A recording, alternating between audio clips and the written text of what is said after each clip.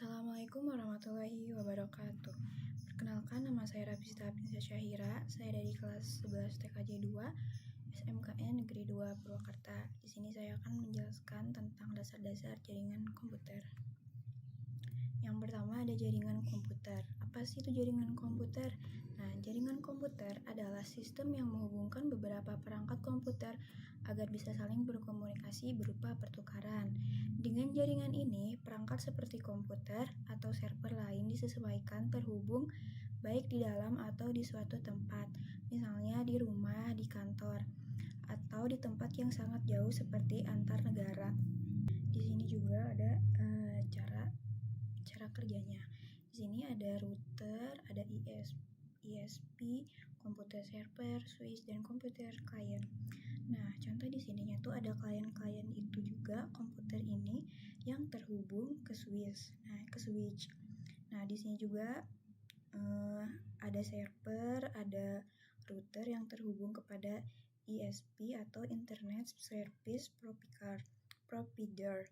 Nah, ketika kita mempunyai jaringan komputer, di komputer klien-klien ini kita bisa saling bertukar data berupa video, foto, dokumen, maupun yang lainnya. Jadi, fungsi utama itu kita bisa saling bertukar data dari komputer satu ke komputer yang lainnya. Contohnya di sini kita terhubung ke dalam switch. Nah, artinya ketika kita terhubung ke dalam switch atau network yang terhubung ke dalam port ini kita bisa langsung saling berhubungan dengan bisa bertukar data. Nah, itu contoh pertukaran data antara komputer klien dan ke klien. Data antara komputer klien ke klien. Di contoh ini juga ada komputer server. Fungsinya yang memberi layanan website seperti HTTPS atau website lainnya. Misalnya ketika kita ada web server, mau masuk atau mengakses data yang ada di komputer server ini. Nah, dari komputer ini request datanya ke dalam server. Ini nanti server bakal ngasih itu layanannya kayak berupa website atau apapun itu. Selanjutnya, contoh di sini juga ke dalam switch satu network berarti nanti kalau ada ke network lain dihubungkan oleh router, yaitu fungsinya untuk menghubungkan ke network lainnya. Contoh ini, router ini ada terhubung ke ISP. Jadi fungsinya itu fungsi utama dari jaringan komputer itu adalah memudahkan kita untuk saling berkomunikasi. Jadi di antara semua itu berfungsi untuk bisa saling bertukar data melalui flash disk, melalui apapun itu kayak hard disk itu bisa gitu ya. Nah, seperti itu teman-teman. Nah, selanjutnya di sini ada port. Nah, port adalah elemen penting dalam jaringan komputer yang memungkinkan komunikasi antar perangkat. Port fungsinya untuk menjalankan servis dalam jaringan komputer. Port berjumlah 65535, namun dibagi menjadi 3 bagian. Yang pertama 0 sampai 1023, well known port. Yang kedua 1024 sampai 49151, registered port. Yang ketiga ada 49152 sampai 65535, unregistered port. Nah, di sini juga ada perbedaannya. Yang satu itu 0 sampai 11023 well known port. Nah, ini juga digunakan untuk layanan umum seperti itu. Yang kedua ada yang 1024 sampai 49151, registered port. Nah, ini untuk aplikasi tertentu saja ya.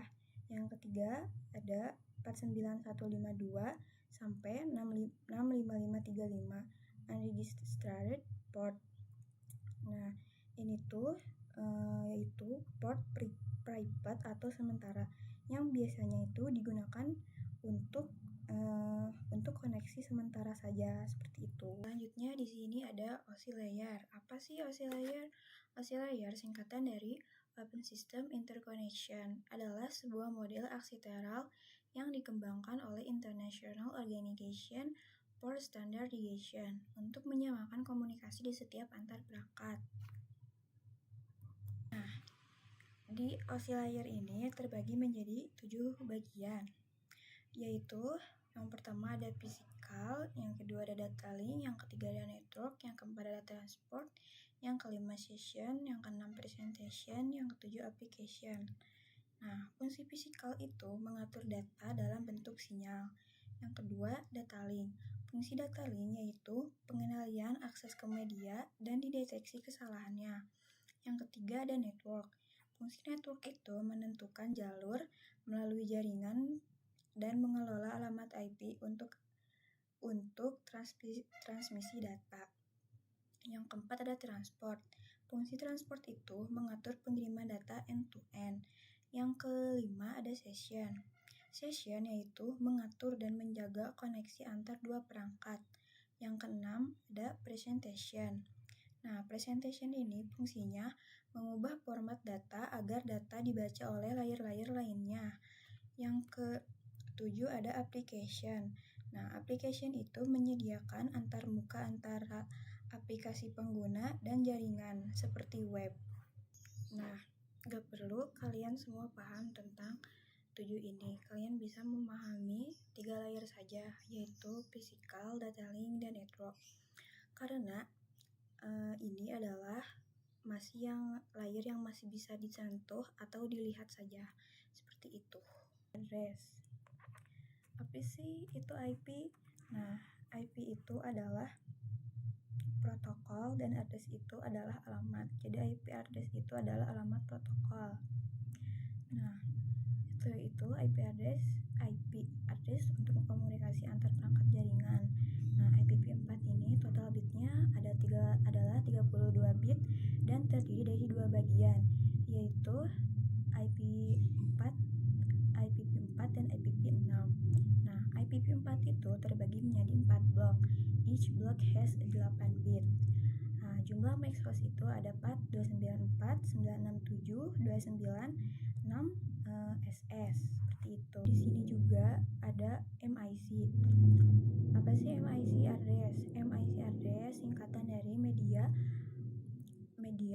Access Control Address adalah alamat jaringan pada lapisan data link layer 2 dalam OSI 7 layer model. Dalam sebuah komputer, MIC address ditetapkan ke sebuah kartu jaringan, Network Interface Card atau NIC. Nah, MIC address itu merupakan alamat yang unik memiliki 48 bit. MIC terdiri di atas 16 digit bilangan heksadesimal. Contoh MIC address yaitu 02, 00, 4C, 4F, 05, 50. Seperti itu. Nah, di selanjutnya juga di sini ada IP public dan IP private. Nah, IP public adalah alamat IP yang dapat diakses melalui internet. Nah, fungsinya itu untuk mengkoneksikan kita ke dalam internet ya.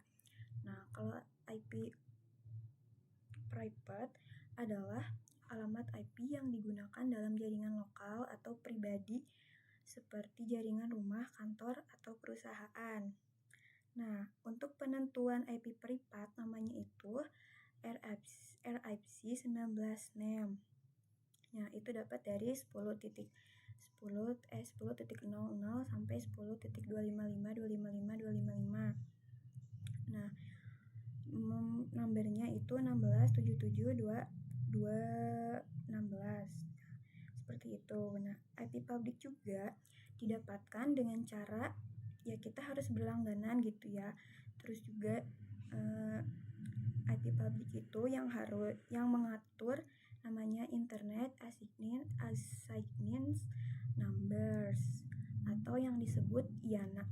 IANA ini pembagiannya supaya seluruh dunia dapat internet dibagikan namanya regional seperti itu.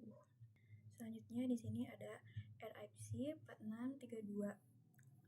Nah, apa sih itu RIPC 4632? RIPC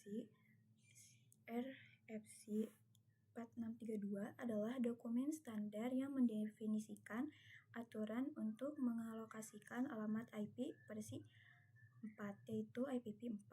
Nah, menggunakan metode Classes Interdomain Routing, yaitu CIDR.